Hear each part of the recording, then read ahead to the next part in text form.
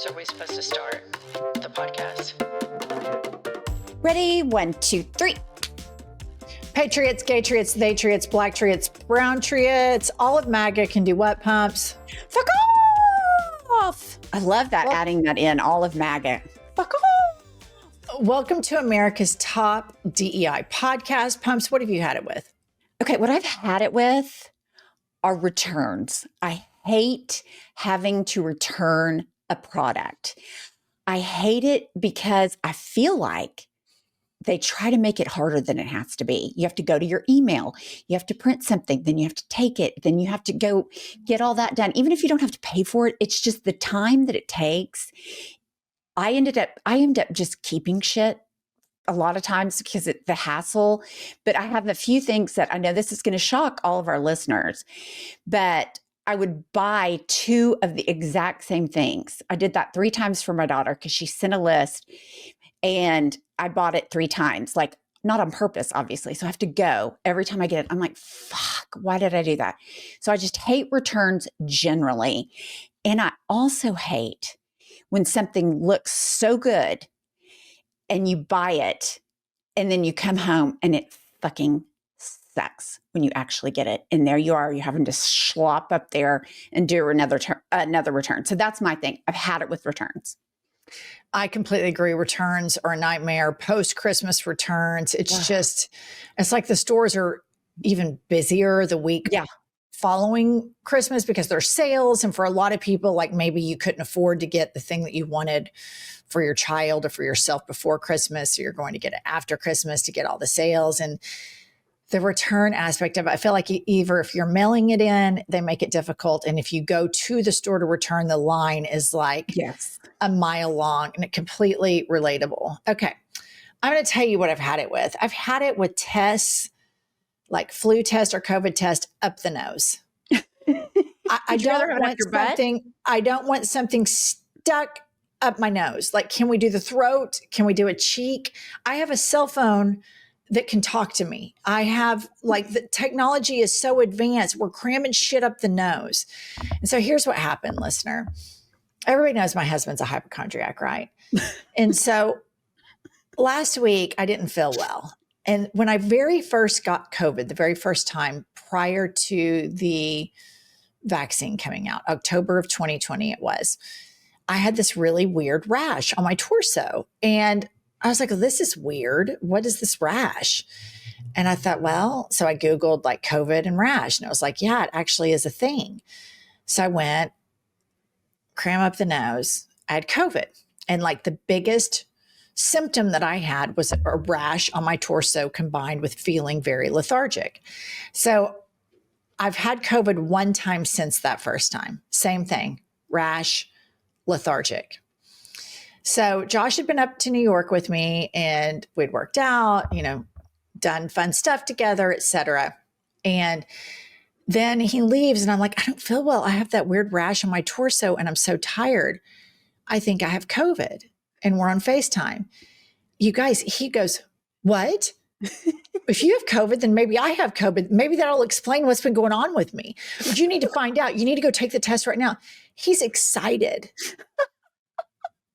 He was excited at the potential. Skipped right over, oh, I'm sorry, you feel bad. But oh my God, if you have this gift of COVID, maybe I can have the same gift of COVID because he's a hypochondriac. Pumps, he was elated. He's like, we're FaceTiming each other. He's back in OKC. I'm in New York. And he's, we're just kind of like, and when I told him, it was just a complete excitement. There was no, how are you feeling? No. I mean, he was sweet after that. Like, don't work out today, take the time off. Cause I go. I'm a workaholic. I work out all the time. But no, it's an immediate, oh my God, if she has COVID, then maybe I can be sick too. It was an excitement. Yeah. I'm sure, I don't know this, but I'm guessing, even though he didn't feel bad, he probably gave himself an at-home COVID. Would you bet against it? For sure. Oh my God. We need to ask him, but 100%. Like he loves medical tests, diagnoses, things to discuss with Chat GPT. He lives for this shit. I mean, he lives for this shit. It's just, it's crazy. I wonder if, have you heard of any other people that get the rash as their symptom?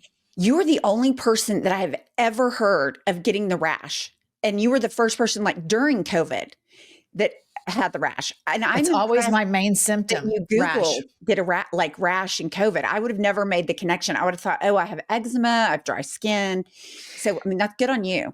I knew it was something weird the first time because I felt a little off, but it was just like this rash was everywhere. If you think about it, like viruses, typically there's some chicken pox, measles, mumps, which, by the way, have you seen this whole thing about like the measles?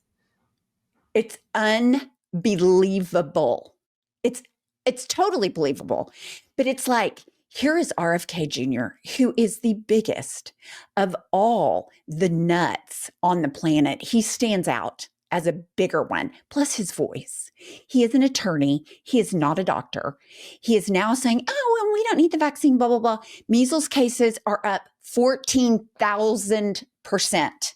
That is so unnecessary. So unnecessary. Yeah. You know, I think that the biggest call out that we need to keep calling out is the pro-lifers that are actually pro-death, pro-disease, pro little kids getting shot up in school. I mean, it's just the biggest parade of hypocrisy on the planet. These pro-life champions, they're so full of shit. And the damage, this anti-scientific damage that the right wing has done, you know, it kills people. A lot of people died of COVID because Fox News and others propagandized that getting the vaccine was like, you know, some horrible thing. Do you remember that time that Kylie signed you up for that right-wing dating site? Oh, and like yes. A lot of the things were like, woman I'm looking for, and it was like not vaxxed. Like that was like their number one thing. Like you couldn't be vaccinated. Yeah. On top of wanting me to cook and clean and raise their kids. Other than that. Yeah. But the anti-vax stuff, I do not understand it at all. Like it seems to me to be the dumbest. To all of the triple trumping doctors that triple trumped, that have all of these nut anti-vaxxers in their waiting rooms, or people that think they're smarter than the doctor, they deserve every fucking long day that they get. They deserve every Chat GPT conversation that their patient has had and now is cramming up their throat. If you are a triple trumping doctor and you make money and your livelihood is based on science, and then you voted for an anti-science administration because you wanted a little bit of a tax break, and you tripled down on it, every insufferable MAGA patient that you have, you deserve. And I think you should exclusively only have anti-vax MAGA patients. I think that's what they deserve. It's only the anti-vax MAGA patients. And I think RFK should be their doctor. So if they have any kind of health problem, they go to him and let him fix them. This is an interesting, you brought this up and I've been meaning to mention it to you. So I was reviewing the Supreme Court's session where the Trump administration wants to be able to fire independent federal agencies. And Justice Ketanji Brown Jackson made an extremely apt remark when she said, if you take away expertise from these fields and put in partisan hacks, people will suffer. Well, because she is female and because she is Black, the MAGAverse went crazy talking about a DEI judge and da-da-da-da. And I thought, are these people so stupid? They don't realize Trump is already doing this. Look at the Secretary of Health and Human Services, a complete fucking moron that is saying every conspiracy about vaccine is true. Measles is up. Science research and all that is down. Like, that's exactly what he's doing. He does not value expertise, and it is on perfect display in this administration. It's repulsive. I get furious. And it's on purpose because facts have a liberal bias. And, you know, also I think there's this there's that component. So you have all of these like PragerU, Heritage Foundation that wants to dumb down electorate so they can have a decades long majority reign.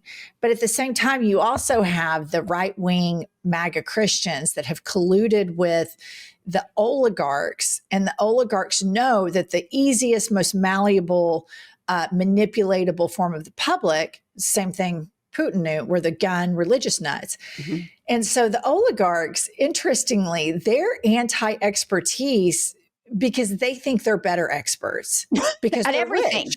Yeah. And so it's like, like Peter Thiel is also an expert in the Antichrist. And, that Alex Karp, here's another thing about these guys.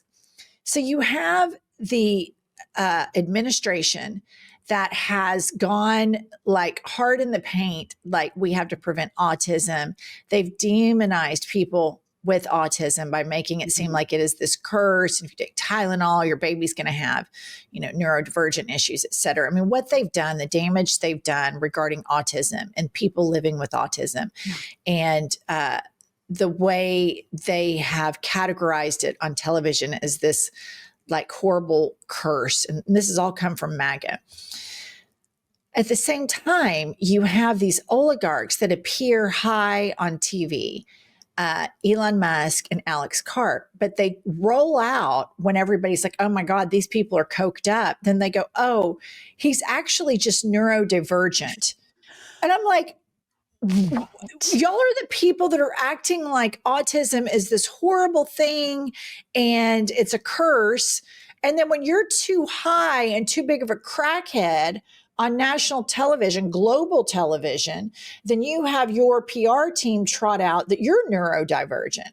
And so just the hypocrisy and the double speaking and the dehumanization of this combination of cultists, like religious psychosis cultists, with these people, these billionaires that also experience this type of we're the experts of everything psychosis. And these are the people that are in charge. It's just so depressing. Welcome to I've Had It. I'm Jennifer. I'm Angie. We have Kylie here. She's a lesbian producer, cute as a button. She is a lesbian. I just think I want to always point it out because there's such an effort for people to diminish LGBTQ plus people. And I just want everybody to know Kylie was hired on merit. That's right. Seth, obviously being a white male, straight. He's our DEI hire. Okay, I've got some reviews to show you guys. So this one is 5 stars, titled Hit It. And Little One writes, this podcast is exactly what Democrats need. Enough with the pick-me politicians, and these 1-star reviews by the sheep are quite hilarious. Do you red hats have any thoughts of your own, or do you just keep doing and thinking what Daddy Fox News and Kinks tell you to? It's nice to think that we're what anybody needs, isn't it? Yeah. So I love these when we get good reviews. Are we still getting are we still getting doxxed in the reviews? We are. I've got a 1-star right here for you. Oh, good. Women like this make us look ... 1 star. And they write, both of these women think like children, not like adult women. Their behavior on the show is ugly and nasty. Imagine 2 drunk people who aren't entertaining. That is this show.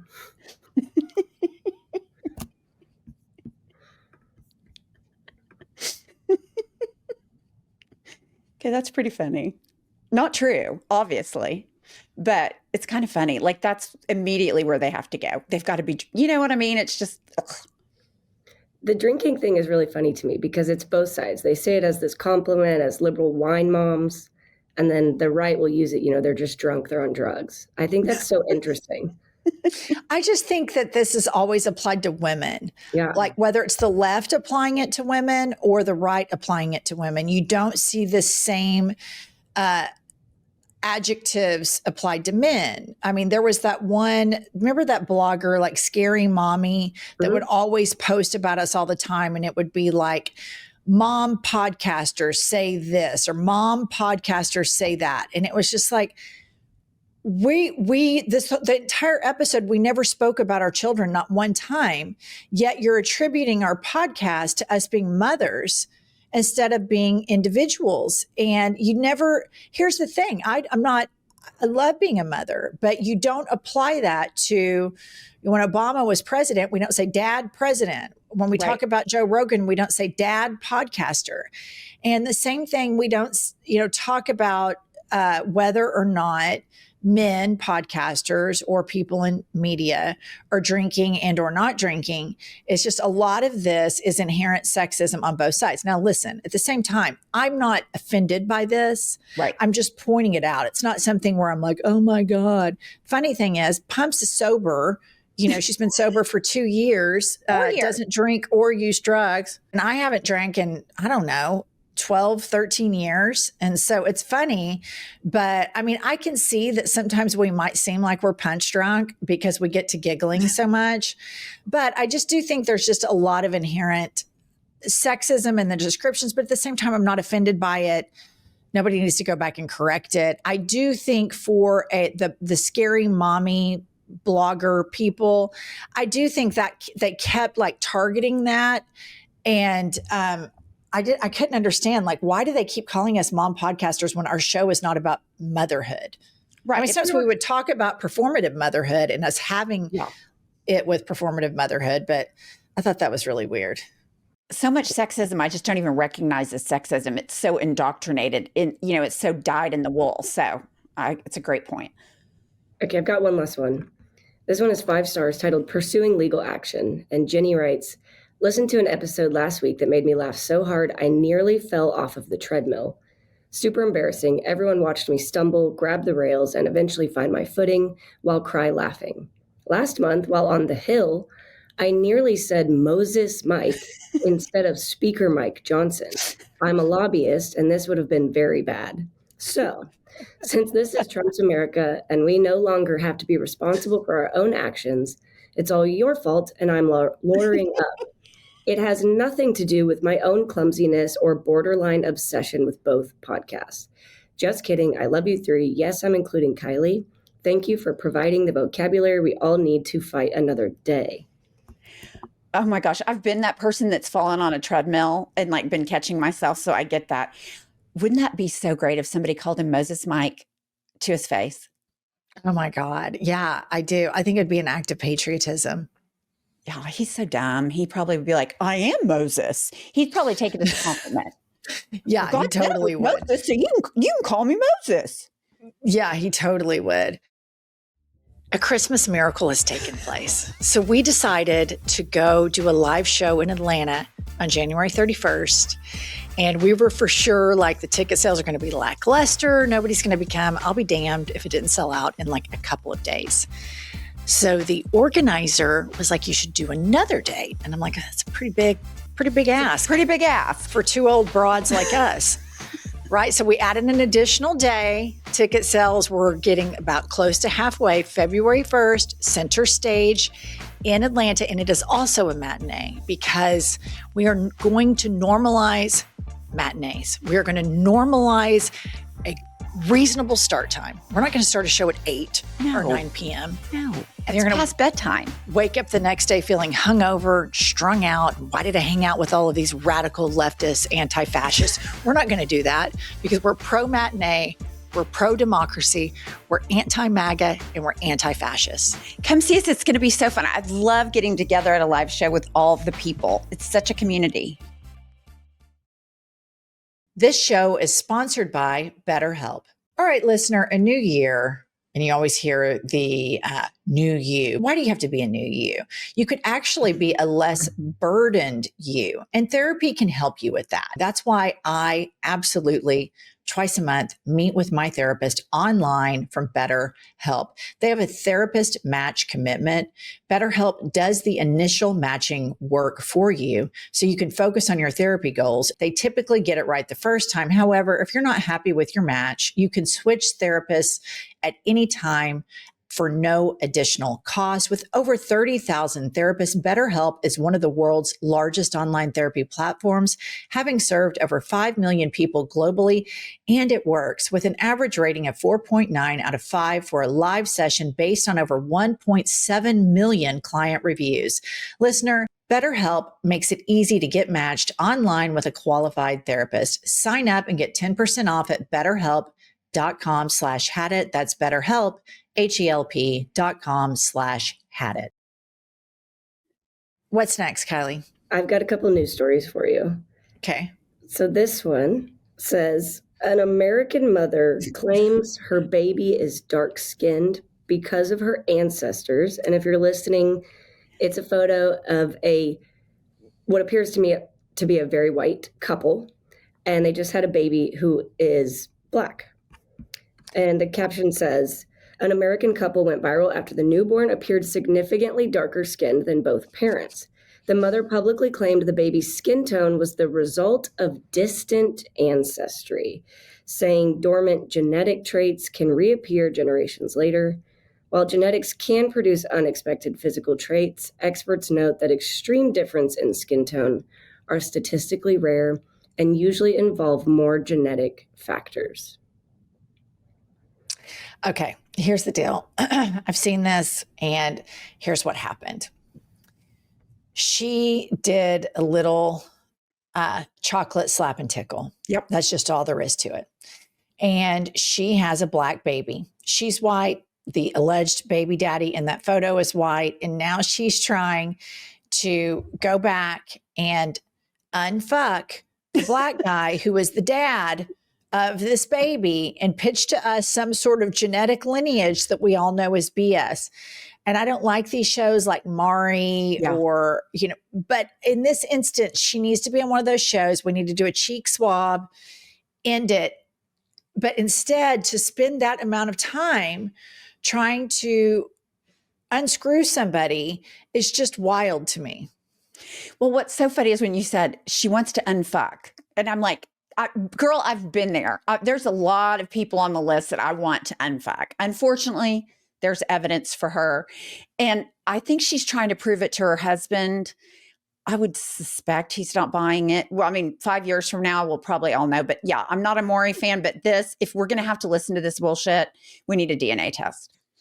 Yeah, I agree. I want to do it ourselves. And I mean, just for fun, I'm so tired of covering all the Trump stuff. I'd love to have them on and like do the test. And then we can announce, Mr. White Dude, you are not the father.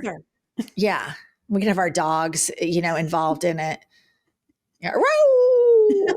Just kind of have a crazy show. Like, why does everybody else get to have all this crazy shit? I want to do, I want to just listen to opera blaring it loud and, like Trump does. I mean, it's just everybody's just so unhinged all the time. I bet a lot of listeners will be like, y'all are unhinged. You're leading the charge, girls. Mm-hmm. Okay, we've got another one. This one, the headline is calling someone bald is now considered sexual harassment, according to judges. And it goes on to say, a recent ruling determined that calling someone bald can legally qualify as sexual harassment in certain workplace contexts. Judges argue that the term is often used to target men in a derogatory manner tied to gender. The decision expands how harassment protections can be interpreted under employment laws. I'm kind of conflicted about this one because I do think we have to protect harassment in the workplace.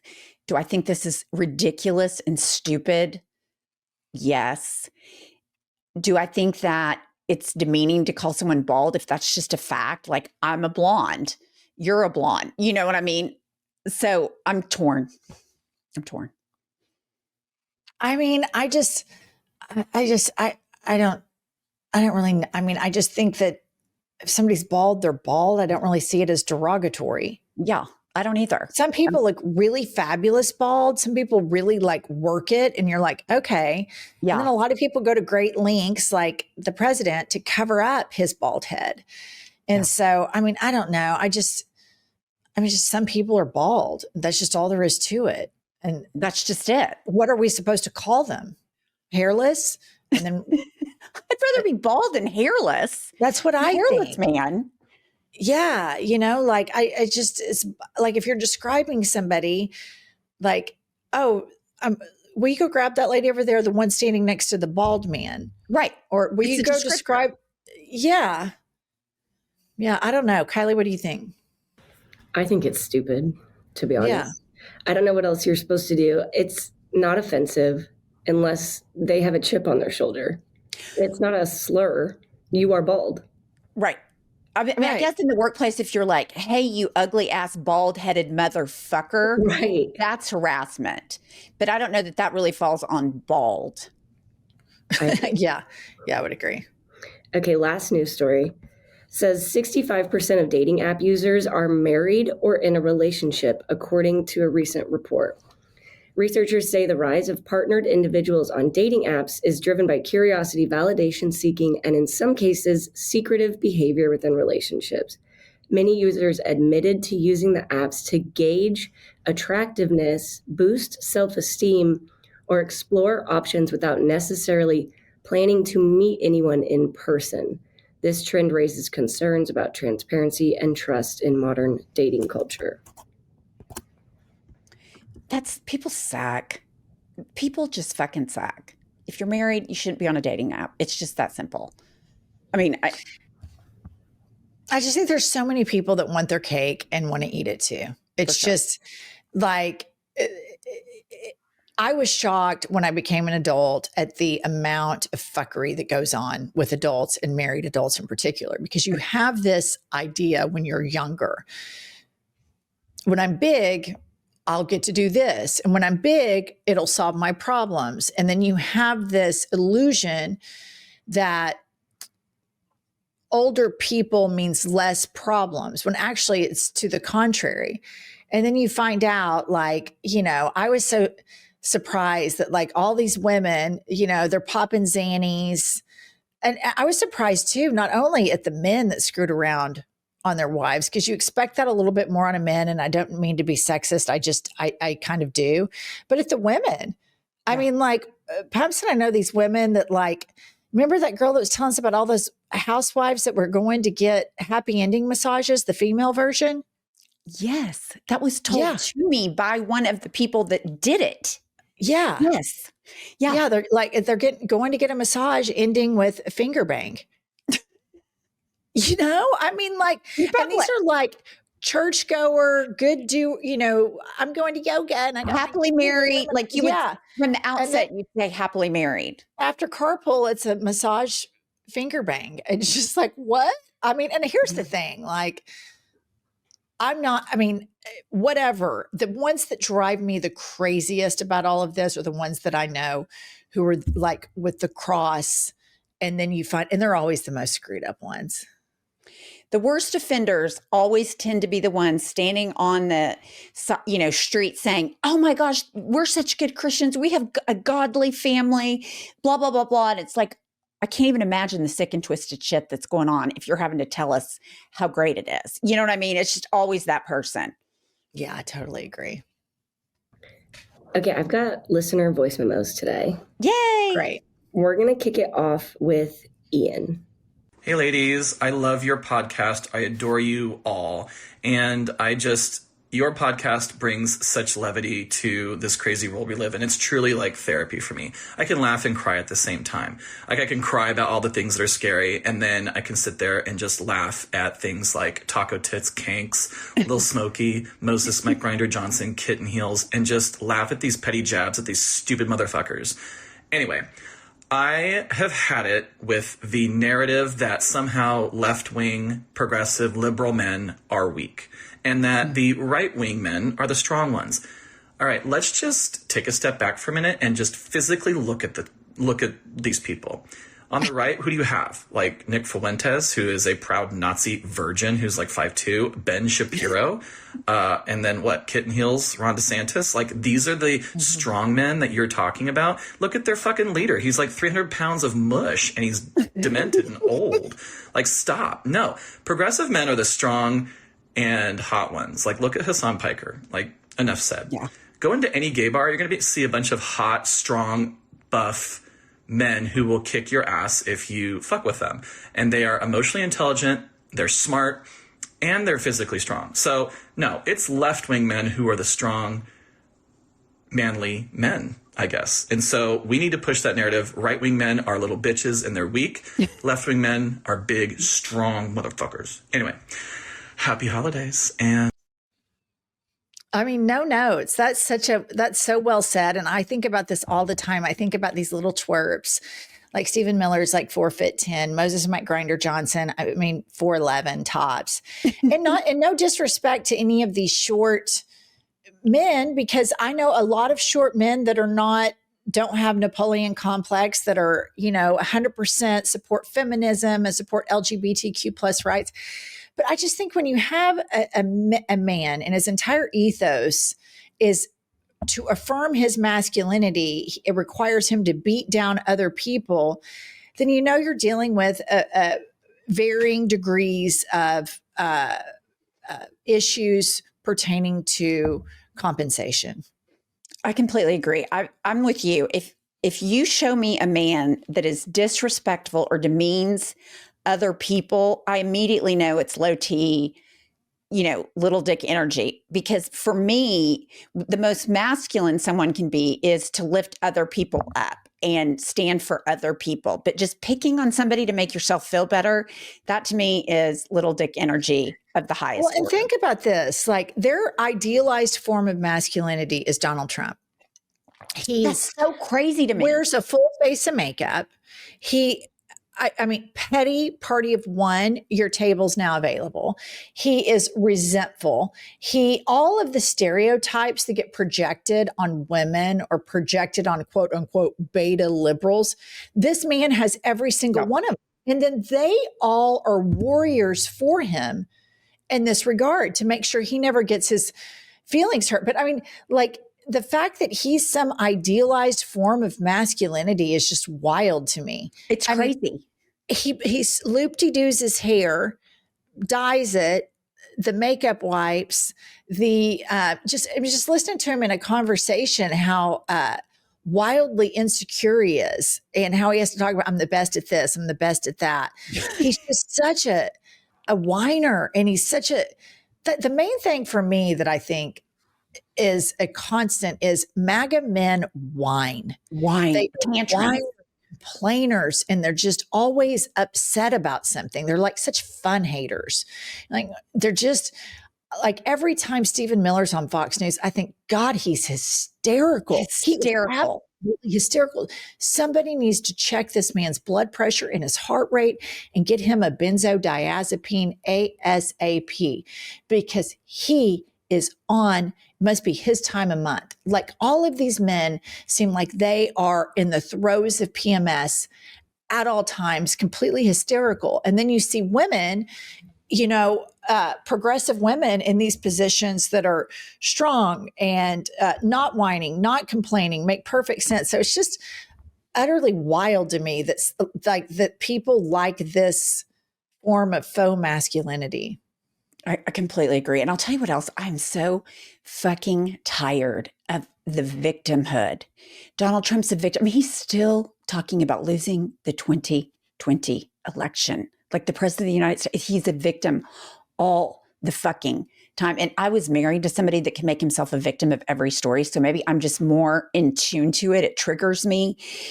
If you're such a huge alpha male, why are you constantly saying everybody's being mean to me? Seth Meyers is mean to me. Jimmy Kimmel's, it's just like, grow the fuck up. Because he's a pussy. He's a pussy. All of these men are. Every single one of them is, their life's goal is to they are trying to avoid facing the fact that they're not that masculine. And so we're watching the whole thing be played out on a global stage right now. And at the end of the day, we'll be at the end of the road saying, here's the deal. You're just puss boys. Okay. You need to go. I mean, you're just puss boys. You're betas. You are the betas, and it's okay. Embrace it. But you're not it. You are not it. Listener, as you know, I'm not getting any younger. And one of the things that I struggle with is gray hair. And gray hair, it's not just that it's a gray color, but the texture is weird too. So I'm like, how do I combat this?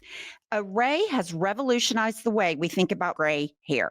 The products are clinically proven to slow gray growth, support repigmentation, and improve thickness and fullness in as little as 3 to 6 months with consistent use. I've been using this system myself, and I have genuinely noticed a difference. So Most people cover grays, but you can actually slow their progression. For a limited time, our listeners get 15% off at Array by using code HADIT at array.com.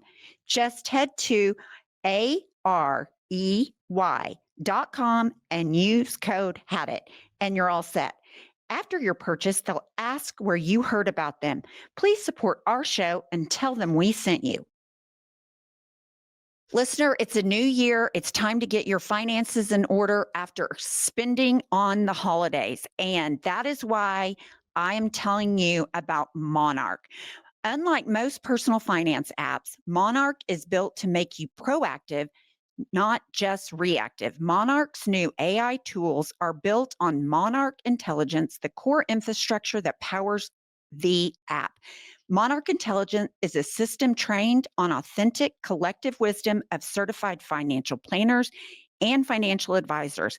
Monarch will comb through the data to surface insights personalized to you, such as hidden patterns, identifying lifestyle creep versus inflation, and changes in saving rates and more. 8 out of 10 members say Monarch gives them a clearer picture of where their money's going. This new year, achieve your financial goals for good. Monarch is the all-in-one tool that makes proactive money management simple all year long. Use HADIT at monarch.com for half off your first year. That's 50% off your first year at monarch.com with code HADIT. Okay, up next we've got Maddie. Hey, Jen and Pumps and Callie. First of all, I just want to say thank you guys for being the raging liberal parents that I never had. I truly appreciate it. So what I've had it with is huge corporations sending you a happy birthday email with no discount or, nothing special inside. I just turned 27, and so I was sifting through all the bullshit in my inbox. I got one from Delta saying, thank you for being a trusted customer, and that's it. How about you give me a fucking discount or 27,000 miles? That would be a fun surprise. Another one I got was from my dentist with a weird YouTube link to someone singing happy birthday. Bitch, I have friends and family to wish me a happy birthday. I don't need this creepy video that actually just worsened my day. How about you take fucking $100 off my last cleaning bill that was $600 fucking dollars? That would be appreciated. Anyways, I wanted to mention a few good omens I witnessed recently as well. The first was on my birthday. I saw a huge monster truck with 3 Trump flags get pulled over by the cops. So that was lovely. The second was the other day I witnessed a cyber truck get stuck in a snowbank. So, it's just the little things that keep you going. Anyways, please come out and do a show in Montana. I will rally everyone I know. Thank you, ladies, for doing the good work. Love you. Bye-bye. I love all of that. I love all of the bullet points of notes she was sharing with the listener and with us. Well done. No notes there. Love knowing about the monster trucks and the Trump trucks getting pulled over. And I'll tell you what that guy has right now, insecurity out the gazoo. If he's running around in a monster truck with 3 Trump flags, get the fuck out. I guess it's just wild to me that, think about all the people in the world that could be your identity. And just stop for a second. Get out of the news cycles, out of the fact that he's president, and just think, you're a guy and you want to be a tough guy. And so you're going to pick somebody that you're going to worship, who's going to be your identity. And they pick him. Yeah. That guy.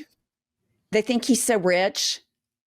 I think that has enabled him to provide false information on the worshiper of Trump that, he's rich. There's this idea, I think a lot of men if you're rich, you can get away with anything. Yes. If you're rich, the rules don't apply to you. And Trump is the manifestation of that. So I do think that's a component of it. But I think that they like how mean he is, because these people have some mommy and daddy issues, inner child issues, and they have this inner rage. And Trump is a really good conduit for that. For the people who it's he's their whole identity. I think for some people that work paycheck to paycheck, he was just an anti-establishment candidate. that didn't follow the news cycle all the time. And they thought, oh, okay. They bought into this. Oh, he's a businessman, so he's going to do things differently. Because the Democrats have left a void there where they haven't messaged like, actually, you don't want government run like a business. That's actually bad. That's actually what we want government to run the opposite of. We do not want it to be for profit only. It has to be, government has to be safety regulations and put its citizen safety and well-being and collectivism before individuality. But Democrats haven't done a good job with that. They just allow so many things to go unanswered. No, I agree. And they also, I mean, here's one thing that Trump, and this is true, he's never been held accountable for his actions on a public stage. He can go and grab him by the pussy and, be an adjudicated rapist and fuck porn stars while he has a new baby, and he gets away with it. And my guess is that's attractive. It's repulsive to me, but I think some people are like, well, he gets away with it. I mean, the lack of accountability in his life is glaring. Yeah. Yeah, it is. Okay, up next we've got Brittany. Hey, y'all. So this is I've had it that has already definitely been mentioned before, but it literally just happened, and I about shit down both legs, just losing my mind. And it's stupid, but it's not. I'm in small town Kentucky. Born and raised here. We just got ourselves a Dollar General, which I feel like if you ever just bury one of those plastic bags somewhere, a new one pops up. Stupid as shit. But regardless, I run in there to get some Oreos because I ate most of them and didn't leave enough for my wife, and I felt bad that there's only 2 left, so I got her some because I've just been eating my feelings lately, because who the fuck wouldn't? I decided that I also need tampons while I'm in there, and then the price tag on them's $9.50, and I've got the money, but I don't have the money, and I'm still mad about it. Regardless, checking out, everything's fine, get my shit together, and she says, all right, well, you have a blessed day. And I want to spin it and just say, I can't have a damn blessed day in this Republican hellscape, you ignorant slut. But I don't say that. I don't say anything. I'm not even offended by people being blessed. I'm not offended by blessings, typically. But why? Can't you just say, hey, cool, you've got your shit, you can leave now? Why? Why do we have to say it? You can just say, okay, have a good one, that's fine. Or maybe don't give anybody a command, because don't tell me what to do. Don't tell me to have a blessed day. Don't tell me to do anything. Just say, cool, you got your shit, peace out, fucker. I would love that. I've had it. I love her. Love her. I've had it. It just escalates. I've had it. And then she just hangs up. I have that same grievance. I can't remember what I did the other day. I was a doctor's appointment or something, like, have a blessed day. And it just sent me into a rage that I was just infuriated by. Do not fucking tell me to have a blessed day. Go fuck yourself. Now's a great time for me to share a story. I think for the OG listeners, this would have been shared the first year, but now that have a couple more listeners, I think I should share it again. So, doctors that mix religion in their medical practice, that's just more than I can take. And so my first son, Dylan, had chronic ear infections, and I had to take him to the doctor, and I was desperate. And ENTs are very difficult to get in with. And so there was one ENT that could see him, and his name was Dr. Santos. And so I go to Dr. Santos's office with my baby, and he's 1 year old, cute as a button, obviously. And I go to the waiting room, and it's the only thing on the coffee tables, this is in Oklahoma City, are Bibles. That's it. The entire waiting room is all Bibles. And then it has Billy Graham posters as the art. And I am sitting there oh my God. Why am I? No, why? This can't be real. How is this possible? This is an ear, nose, and throat doctor. And we have all of this Billy Graham and all this Bible dump truck in the waiting room of the ENT office. I'm dying. But at the same time, I was tired. My kid kept waking up in the middle of the night with these ear infections, screaming, snot, green snot, crying hysterically that then he'd vomit. And I wasn't sleeping either. And I was desperate. Desperate times required desperate measures. So I I wait through and I go back and I meet Dr. Santos, who I immediately then nicknamed Dr. Jesus Christ Santos. And he looks in Dylan's ears and he's like, oh, we've got to put tubes in. And I'm like, oh my God, thank you. Like, how soon can you get him in? And he's like, I actually just had a cancellation. We can do it like in 2 days. So I'm like, oh my God, maybe it's true. Maybe there is a God. Like maybe this is it. Yeah. I'm just kidding. No, I'm just kidding. So then I go to the hospital and my mother is with me.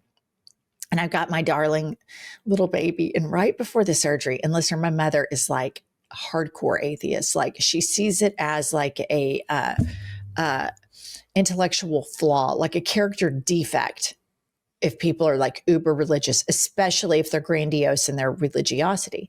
Well, Dr. Jesus Christ Santos was very much the latter.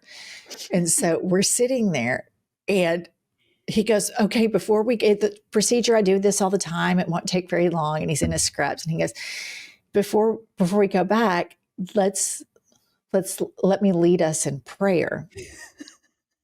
And I'm like, oh, fuck. Because I knew my mother is just going to be like, are you fucking kidding me right now? That a medical doctor in a hospital before a surgery, like how inappropriate. I knew immediately. So I'm like thinking to myself, like, I hate this shit too. I think it's so performative, but I desperately need this kid to have these tubes in his ears so that the nightmare of crying in the middle of the night with earaches will end for all of us. So he grabs everybody's hands and he starts in, and it's not just a like, dear God, it is, dear Holy Jesus. I mean, it is a Bible thump. And I look over at my mother and I'm just like looking at her, look, and she's like going, oh, I mean, she's literally just disgusted. I mean, she's just so disgusted by this man. So then, and at the same time, like I totally think the guy's a nut, but he is an MD. And I like looked up and he had all the credentials and it's like a great hospital that we were at. So I passed Dylan over like to he and the nurse, and there he goes back. My mother sat there the whole surgery and she's like, can you believe the nerve of that guy? I mean, God, talk about a state of religious psychosis. And I'm like, well, Mom, I didn't want to tell you, but the waiting room. And I told her and she's like, oh, for God's sake, Jennifer. But nonetheless, we got the tubes, but it's just wild. Like the desire for people to just cram their religion down your throat. Like, I just don't think that he needed to be conducting a pre-surgical prayer. I just think that's really weird. I think it's weird like he has Bibles in his office. Well, that to me, I mean, all of it's weird. Jesus Billy Graham is art. That's fucked up. Right. Like, and then it's like, what's going on? Like, what's going on, Dr. Jesus Christ Santos? Because this is so compensatory that you're compensating so desperately for something and you're so insecure in your own faith that you have to project it onto everybody else, that you can't just hold your own faith and it means something beautiful to you, that your whole medical practice, you're cramming it down this 1-year-old's throat right before you're going to put tubes in his ears. And my poor atheist mother, I don't know. I just think it's really weird. I think it's weird. And it doesn't instill confidence that the surgeon's having to pray before he takes your kid back. That doesn't make me feel that he's confident in his ability. And maybe, I mean, it was one of those long, like my mother did. Hallelujah. It's just, yeah.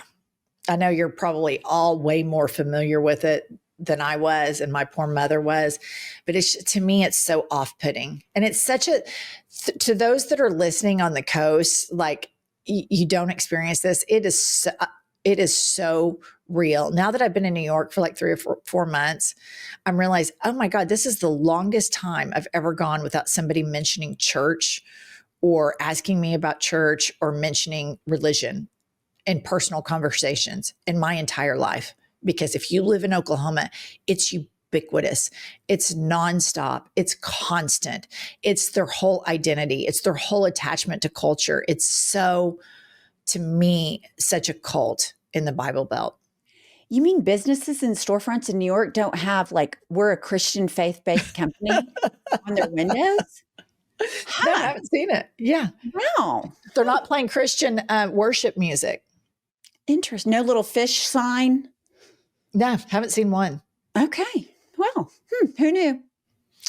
All right, that's all we have for today. Happy New Year to everyone. My New Year's resolution is to not make a resolution. That's what I do every single year because I never want to set myself up for failure.